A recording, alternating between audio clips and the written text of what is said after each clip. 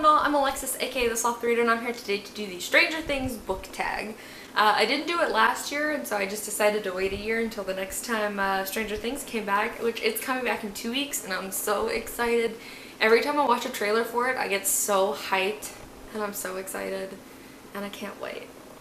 Can't wait. So I thought now is a great time to go ahead and do the Stranger Things book tag, so that's what I'm gonna do. The first question is epic intro. The opening sequence of Stranger Things is really epic and grabs your attention right away, and so it's to name a book that totally enraptured you from the first page. For that one, I'm going to choose Three Dark Crowns by Kendar Blake. I read the first 3 chapters of this while I was at the gym as a sampler, and then immediately when I left the gym, I was like, guess what I'm gonna go buy, and I did.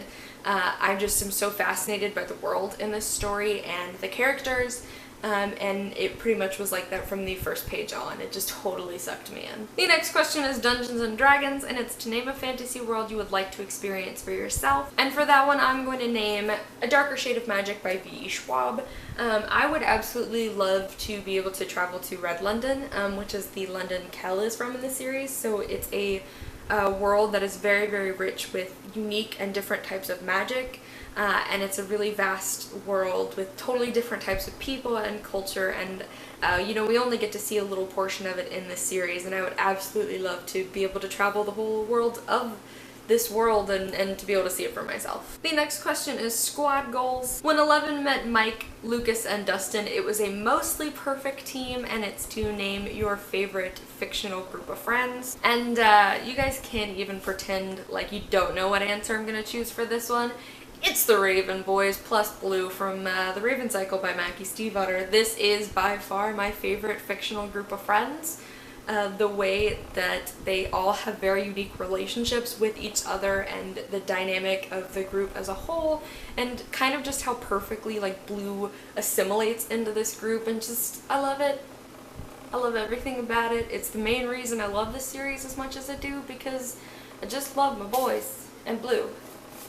And I love them all together, because they're such a great team. The next question is ABCs and Christmas Lights. Joyce Byers goes mad with grief when her son Will goes missing, and it's to name your favorite mentally unhinged character. And for this one, I actually went with a villain, and I'm going to mention Bellatrix Lestrange from the Harry Potter series. I think Bellatrix, first of all, I don't think anybody could pretend that Bellatrix isn't off her rocker 110% of the time.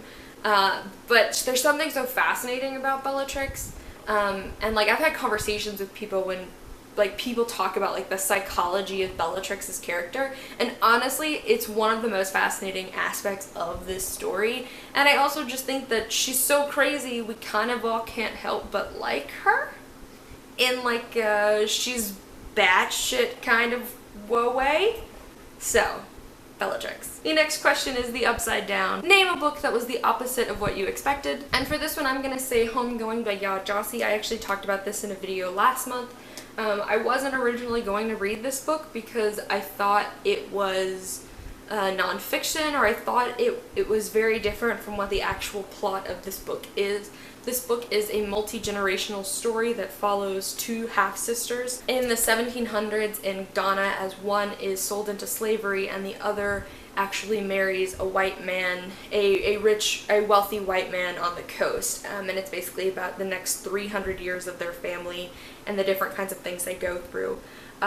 It's a really beautiful book. It's fantastic. And I honestly, that's not what I thought it was prior to me picking it up. So I'm really, really glad it turned out to be what it was, because it's a phenomenal book. Mad Scientist. Dr. Brunner likes to get freaky with humanity, and it's to name the freakiest dystopian government you can think of. And for this one, I went with Gilead from The Handmaid's Tale by Margaret Atwood.